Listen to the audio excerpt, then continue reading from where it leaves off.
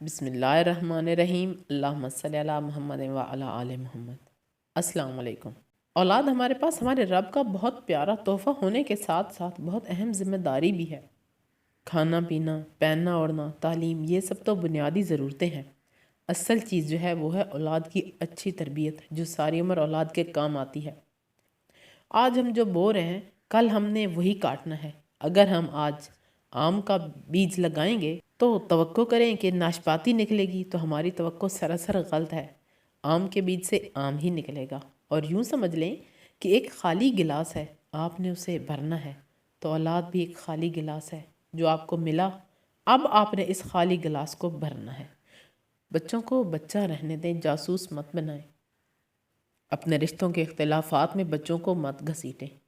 اگر آپ کو ساس، نند، دیورانی، بھابھی یا دیگر رشتہ داروں سے کوئی اختلاف ہو یا میاں بیوی کو ایک دوسرے سے اختلاف ہو تو بچوں کو جاسوس بنا کر بڑوں کی ٹو میں مت لگائیں۔ مثلاً باپ گھر سے باہر ہے، واپس آ کے بچوں سے پوچھے میرے بعد کون آیا تھا، کیا ہوا تھا، کس نے کیا بات کی۔ یا عام طور پر مائیں ایسا کرتی ہیں کہ بابا کدھر گئے تھے، کس سے ملیں، کس سے کیا بات کی ہے، کس سے کال پہ بات کی ہے، یا پھپھو کے گھر گئے تو وہاں کیا دیا، الگ سے تو نہیں بیٹھے رہے۔ بعض اوقات خواتین ایسا کرتی ہیں کہ جب ہسبینڈ کہیں جا رہا ہے تو ساتھ بچے کو بھیج دیا، اپنی بہن کے گھر جا رہا ہے، اپنے بھائی کے گھر جا رہا ہے، کان لگا کے سننا کہ کیا کہتے ہیں۔